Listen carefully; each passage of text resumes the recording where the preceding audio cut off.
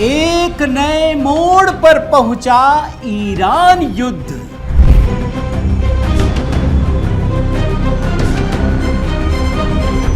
युद्ध के दौरान ही अफगानिस्तान ने पाकिस्तान को निपटाया। सबसे बड़ी खबर यही है कि तालिबान ने जैसा कहा था वैसा उसने करके दिखा दिया। तालिबान ने चेतावनी दी थी कि अगर पाकिस्तान ने उस पर गलती से भी कोई हमला किया तो वो इस्लामाबाद में घुस कर मारेगा, और अब यही हो रहा है। तालिबान ने दावा किया कि इस अटैक में पाकिस्तान को भारी नुकसान हुआ, उसके कई सैनिक मारे गए। तालिबान का दावा है कि पाकिस्तान के बड़े बड़े हथियार और फौजियों के इक्विपमेंट उनके कब्जे में आ गए। ईरान ने पाकिस्तान के दोस्त अजरबैजान पर किया हमला।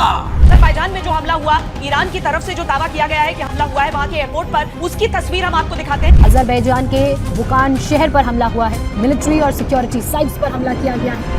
जैसे जैसे युद्ध आगे बढ़ रहा है वैसे वैसे निपट रहे हैं भारत के दुश्मन।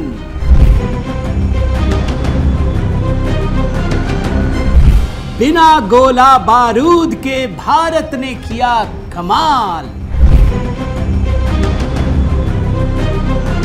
भारत के 4 दुश्मन हुए तबाह।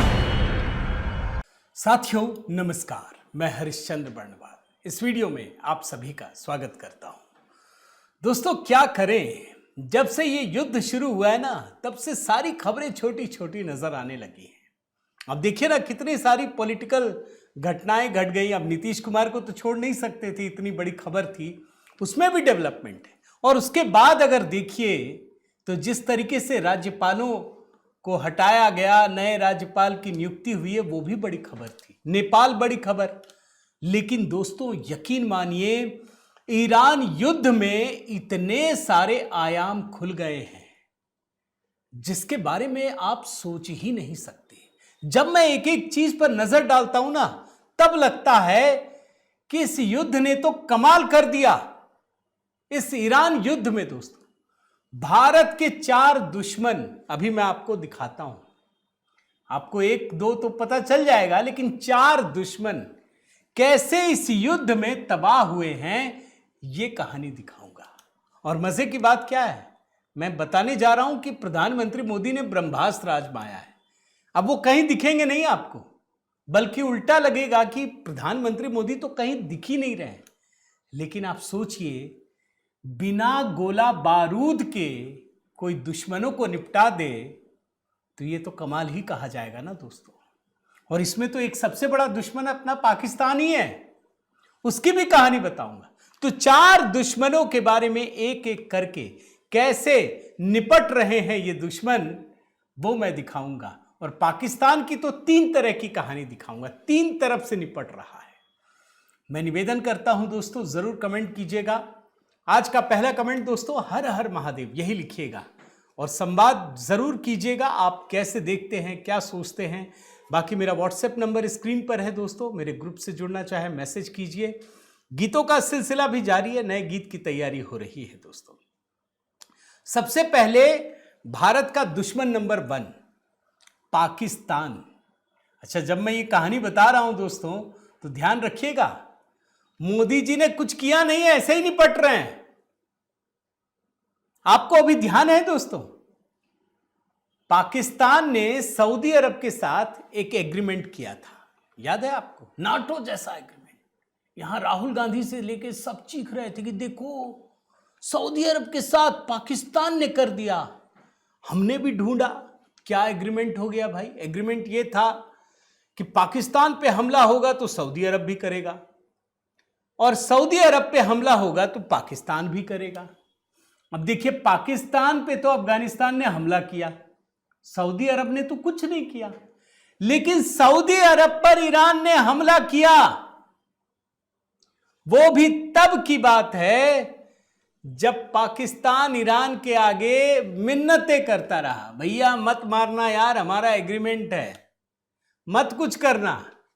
ईरान ने कहा ऐसी की तैसी तेरी। ईरान ने सऊदी अरब पे इतने मिसाइल और ड्रोन दाग दिए दोस्तों कि कहना नहीं, ये पाकिस्तान के मना करने के बाद भी। लेकिन मुसीबत यही नहीं हुई, मुसीबत तो इसके बाद शुरू हुई। अब सऊदी अरब पूछ रहा है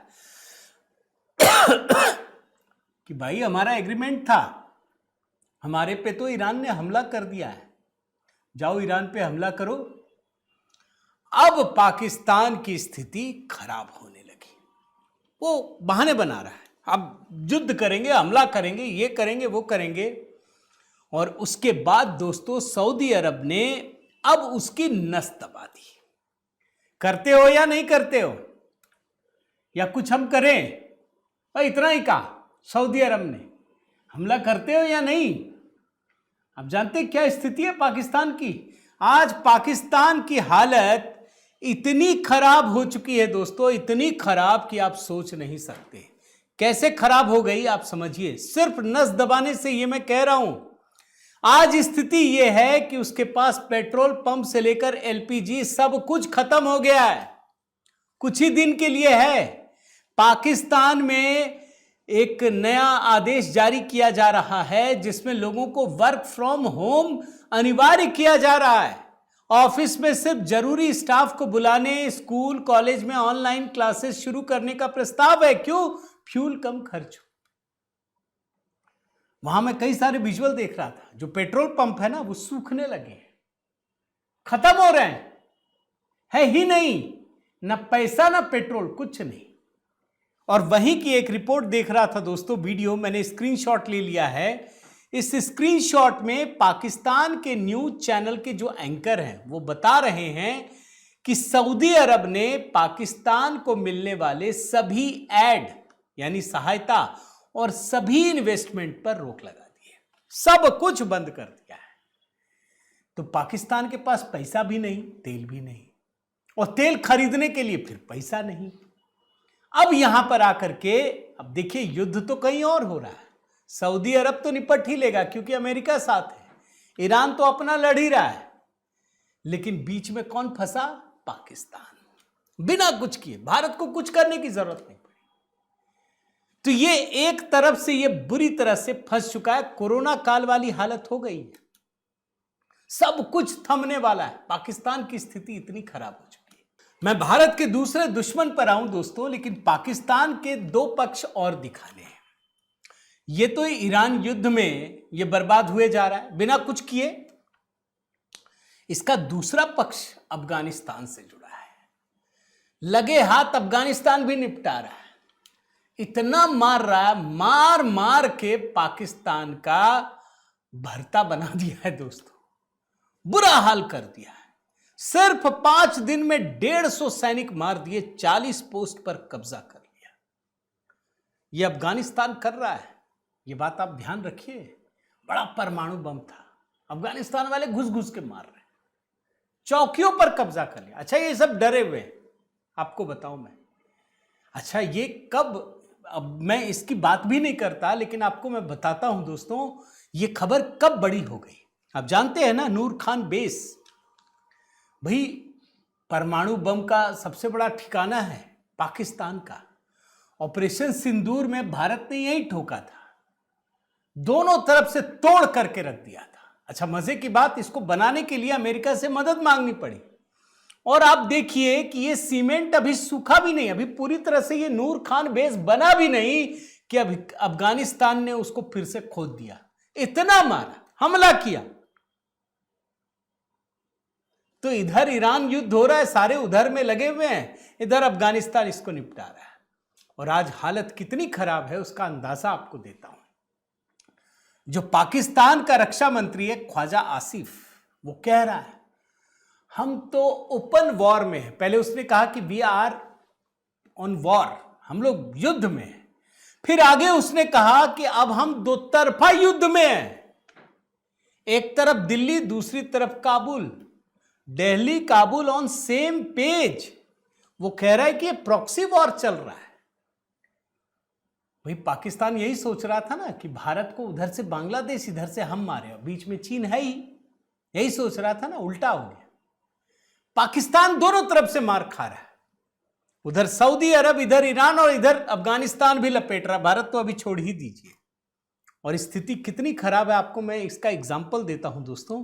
अभी ट्रंप साहब से पूछा गया कि अरे आप इधर युद्ध कर रहे हैं, उधर तो अफगानिस्तान मार रहा है इसको, तो उन्होंने क्या कहा जानते हैं? उनको पता था कि नूर खान बेस में हमारी मदद की जरूरत पड़ी, फिर खोद दिया। बोला नहीं नहीं, ये सब तो महान आदमी है, ये तो खुद ही निपट लेंगे, छोड़ दिया। जबकि पाकिस्तान और अमेरिका दोनों जानता है दोस्तों कि भारत ने इस मुद्दे पर अफगानिस्तान का साथ दिया है। यह कहा है कि पाकिस्तान ने अफगानिस्तान के संप्रभुता का उल्लंघन किया है, यह हवाई हमले गलत है। और इतना ही नहीं, भारत ने दोस्तों पाकिस्तान को औकात दिखाते हुए यह कहा, अभी क्रिकेट वर्ल्ड और कप और तमाम चीजें आप देख ही रहे हैं, साफ साफ कहा कि तुम्हारे क्रिकेट टीम को भारत नहीं आने देंगे। लेकिन अफगानिस्तान की टीम को इजाजत दे दी, वो टीम जून महीने में भारत का दौरा कर रही, पूरा का पूरा शेड्यूल बना दिया है दोस्तों। यानी भारत ने तय कर दिया कि तुम्हारी हैसियत क्या है, ये पाकिस्तान को बताया है और अफगानिस्तान को इजाजत दी है कि आइए आपका स्वागत है। तो ये दूसरा पक्ष है। और तीसरा पक्ष भी पाकिस्तान का दिखाता हूं, बाकी 3 दुश्मनों पर आता हूं दोस्तों। तीसरा पक्ष ये है कि जो ये ईरान का युद्ध चल रहा है दोस्तों, इसमें जो पाकिस्तान की अवाम है वो तो ईरान के साथ है, लेकिन जो इसका असीम मुनीर है, शहबाज शरीफ है, यह अमेरिका की गोद में जाकर बैठ गया। यानी पाकिस्तान के भीतर ही एक अलग तरीके का गृह युद्ध वाली स्थिति है। और आप जानते हैं कि इसमें 30 से अधिक लोगों की मौत हो चुकी है। तो यह पाकिस्तान पहला दुश्मन अपने आप निपट रहा है। मोदी जी ने कुछ नहीं किया, लेकिन मोदी जी ने कुछ ना करके भी ऐसा कर दिया कि पाकिस्तान अपने आप निपट रहा है। आप बोलेंगे मोदी जी क्यों बोल रहे हैं? इसलिए बोल रहा हूं क्योंकि पाकिस्तान भी बोल रहा है कि ये सब मोदी जी की देन है। अभी आपको दिखाया ना, कह रहा था दिल्ली और काबुल ऑन सेम पेज। तो मोदी जी बिना कुछ किए भी सब कुछ कर रहे हैं, ये पाकिस्तान जानता है। तो ये पहला दुश्मन है दोस्तों। भारत का दूसरा दुश्मन अजरबैजान, नाम तो जानते ही होंगे। ऑपरेशन सिंदूर में याद है ना, पाकिस्तान के साथ खुलकर खड़ा हो गया था। मैंने इसकी कहानी आपको दिखाई है दोस्तों। वही अजरबैजान, ईरान ने इसको भी ठोक दिया। यह पाकिस्तान का दोस्त है और भारत का दुश्मन है। ऑपरेशन सिंदूर में हर भारतवासियों के जख्म को इसने गहरा किया था, साथ देकर के। ईरान ने अजरबैजान पर भी हमला किया दोस्तों। और मैं इसलिए आपको याद दिला रहा हूं कि यह वही अजरबैजान है जिसने पाकिस्तान और तुर्की के साथ मिलकर एक नया ठिकाना क्रिएट किया भारत के खिलाफ नैरेटिव को गढ़ने में। तो अजरबैजान भी फंस गया। बड़े सारे ब्रेकिंग न्यूज दिख रहा था मुझे कि अजरबैजान का तो कोई लेना देना नहीं, लीजिए लेना देना हो गया, ठोक दिया, उसके इंटरनेशनल एयरपोर्ट को तबाह किया। भारत का तीसरा दुश्मन दोस्तों तुर्की। ईरान ने तुर्की पर भी हमला किया, यह जानते हुए भी कि तुर्की नाटो का सदस्य है, यह जानते हुए भी दोस्तों। हालांकि वहां जो एयर डिफेंस सिस्टम है अमेरिका के साथ है, उसने नष्ट कर दिया। लेकिन सच्चाई यह है कि तुर्की भी इस युद्ध से बचा नहीं। भारत को भी उलझाने की कोशिश की गई दोस्तों। याद रखिए, अभी जो हिंद महासागर में ईरान के जहाज को अमेरिका ने डुबो दिया तारपीडो से, तो सब यही कह रहे थे ना कि भारत बस उलझ जाए। जबकि सच्चाई यह है दोस्तों कि भारत का उससे कोई लेना देना नहीं था। अमेरिका ने बल्कि इस बात का लिहाज किया, उसको ईरान के जहाज को गिराना तो था, लेकिन उसने इंतजार किया कि यह जहाज भारत की सीमा से दूर निकल जाए, इतनी दूर निकल जाए कि फिर भारत का कोई लेना देना नहीं। श्रीलंका की समुद्री सीमा में, बल्कि वो अंतरराष्ट्रीय जल क्षेत्र था, वहां जाकर के अमेरिका ने ईरान के जहाज को मारा। किसके लिए जानते हैं? चीन को औकात दिखाने के लिए। यानी ये जो तिकड़ी थी दोस्तों, तुर्की, अजरबैजान और पाकिस्तान, ये तीनों खुराफाती तिकड़ी इस युद्ध में बुरी तरह से फंस गए हैं। अब मैं आपको बताता हूं भारत के चौथे दुश्मन, नाम है चीन। चीन पर आप विश्वास नहीं कर सकते, लेकिन एक बात आपको बताता हूं दोस्तों कि इस पूरे युद्ध में अगर सबसे ज्यादा किसी की क्रेडिबिलिटी खत्म हुई है, खराब हुई है, तो वो चीन है। दुनिया का एक एक रणनीतिकार ये सवाल पूछ रहा है कि चीन है कहां? अरे कहीं तो दिखे। जितने युद्ध हो रहे हैं उन सभी युद्ध में दोस्तों अगर किसी को सबसे अधिक नुकसान है तो वो तो चीन है ना। अरे ईरान से सबसे ज्यादा संबंध इसी के थे। कहां है चीन? वो ताकत, विश्वसनीयता, सब कुछ ईरान को उसके हाल पर छोड़ करके चीन तमाशा देख रहा है। और याद कीजिए दोस्तों, ये जो युद्ध चल रहा है ना, आपको एक बात बताता हूं, सिर्फ इसकी बात नहीं है, ईरान की बात नहीं है। इससे पहले वेनेजुएला, उससे पहले पाकिस्तान, ऑपरेशन सिंदूर, जितने हथियार यूज हो रहे थे ना वो चीन के हो रहे हैं, वो सब फेल भी हो रहे हैं। आपको मैं एक 3 विंडो दिखाता हूं दोस्तों। ये 3 विंडो बड़े ध्यान से देखिए। इस 3 विंडो में क्या है, कैसे चीन बर्बाद हुआ, इस बात को आप समझ जाएंगे। चाहे पाकिस्तान ने दोस्तों जो एयर डिफेंस सिस्टम यूज किया था वो चीन का था। भारत के ब्रह्मोस मिसाइल ने उसको तार तार कर दिया, बर्बाद कर दिया। वेनेजुएला में जो एयर डिफेंस सिस्टम था वो भी चीन का ही था। पूरा रडार सिस्टम अमेरिका ने धुआं धुआं कर दिया, पता ही नहीं चला, एक गोली नहीं चली, उसके राष्ट्रपति को उठा करके ले गए। और ये जो तीसरा है ईरान, ईरान में भी चीन का ही डिफेंस सिस्टम था दोस्तों, जिसको इजराइल ने, अमेरिका ने धुआं धुआं कर दिया। यानी भारत का एक दुश्मन चीन बुरी तरह से बर्बाद होता हुआ दिख रहा है। अभी इमीडिएटली तो जो क्रेडिबिलिटी है वो खत्म हो रही है। युद्ध थोड़ा रुकने दीजिए दोस्तों, तब आपको समझ में आएगा। ये जो हथियारों की बिक्री कर जाते हैं ना, वो सब खत्म होने वाला है। तो ये है भारत का चौथा दुश्मन दोस्तों, चीन, जिसकी क्रेडिबिलिटी भी गई, जिसके हथियार भी फुस हो गए, जिसका पूरा का पूरा डिफेंस सिस्टम भी स्वाहा हो गया, कुछ नहीं बचा। तो ये भारत के 4 दुश्मन। लेकिन सवाल है कि भारत कहां खड़ा है? अब आपके मन में सवाल उठेगा, फिर भारत कहां है?